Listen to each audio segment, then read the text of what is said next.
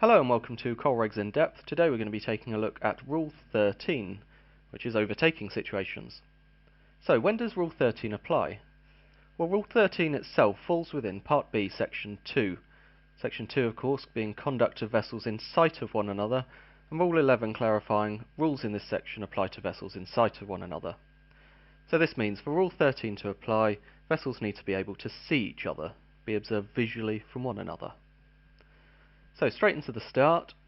Notwithstanding anything contained in the rules of Part B, Sections 1 and 2, any vessel overtaking any other shall keep out of the way of the vessel being overtaken.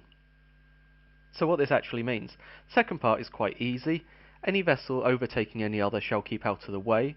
So this basically means if you're an overtaking vessel, then you need to be the give-way vessel. And the vessel being overtaken would be the stand-on vessel.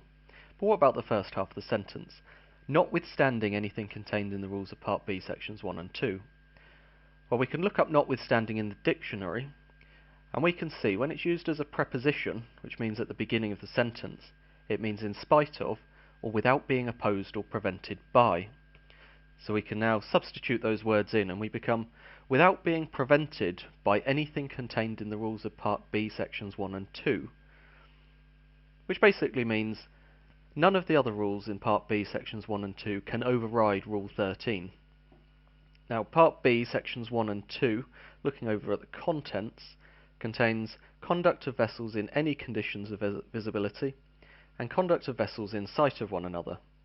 Crucially, it does not include conduct of vessels in restricted visibility, so in restricted vis, Rule 19 applies, Rule 13 has nothing to do with it. So, Rules 4 to 18 can all be overridden by Rule 13. These include lookout, safe speed, risk of collision, action to avoid collision, narrow channels, traffic separation schemes, sailing vessels, head-on situations, crossing situations, give-way vessels, stand-on vessel, and responsibilities between vessels. All of these cannot override the responsibilities given to a vessel under Rule 13. So looking a little bit more in depth at the rule, we can move on to Part B. A vessel shall be deemed to be overtaking when coming up with another vessel from a direction more than 22.5 degrees abaft her beam, that is in such a position with reference to the vessel she is overtaking that at night she will be able to see only the stern light, but neither of her side lights. This actually ties in very well with Part C. When a vessel is in any doubt as to whether she is overtaking another, she shall assume that she is and act accordingly. So that's a lot of words, but what does that actually mean? Let's have a hop over to the diagram and explain it with some pictures. Okay, so in this diagram we're going to put a grey vessel on, and on here are clearly indicated the green side light, the red side light, and the white stern light. I've overlaid a compass rose with 0 at the head of the vessel, 180 astern, 90 starboard, 270 port. So all the bearings on this are relative to the grey vessel.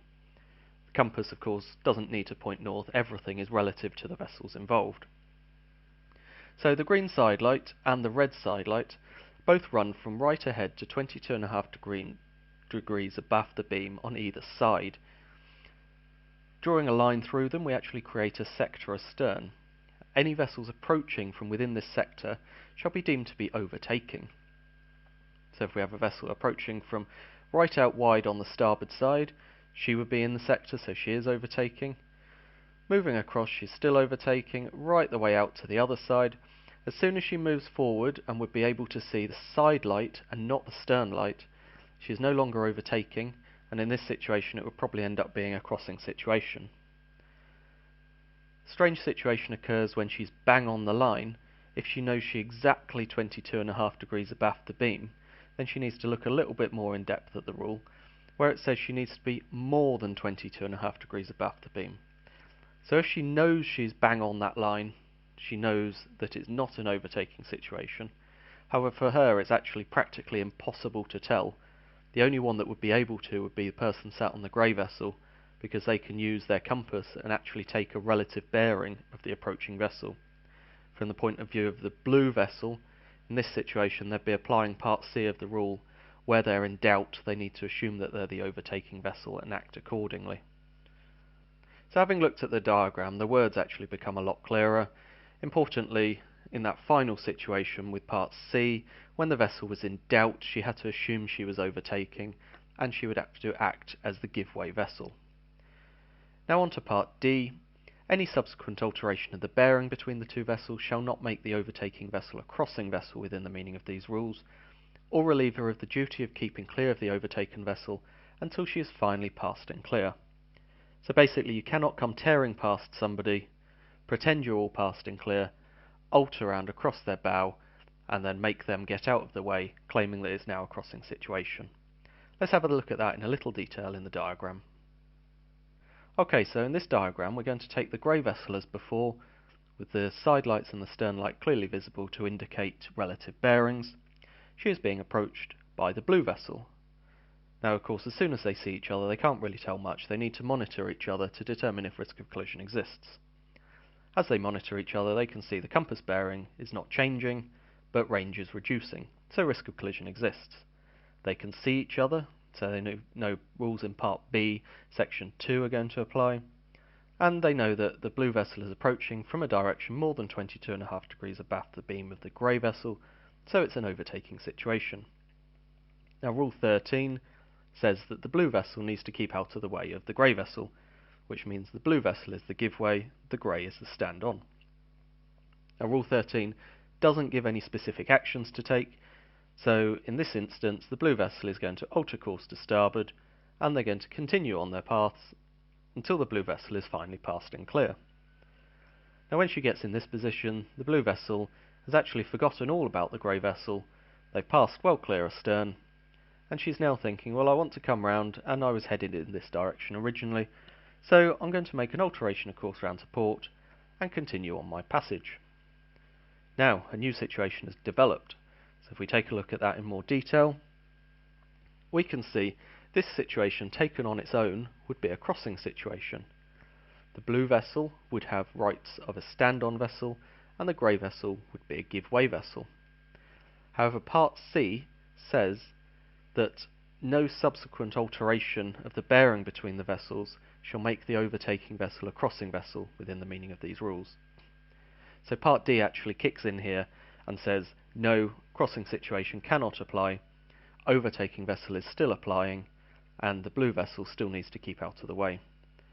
If the blue vessel didn't know about that part of the rule, they'd be thinking they're stand-on still, and both vessels would continue to approach each other until eventually there was a collision. So what could she have done differently? If we come right back to the beginning, as soon as they've determined risk of collision exists, instead of making an alteration of course to starboard, the blue vessel could have simply come round to port. If she'd have done that, then both vessels would have continued, no risk of collision, so they've just continued straight past each other, continue on until they're finally passed and clear, and the blue vessel is now free to alter back to her original course and continue on her way. The situation actually resolved itself far quicker than if she'd have altered course to starboard and effectively paralleled the course of the grey vessel, trying to get far enough ahead to cross ahead of her.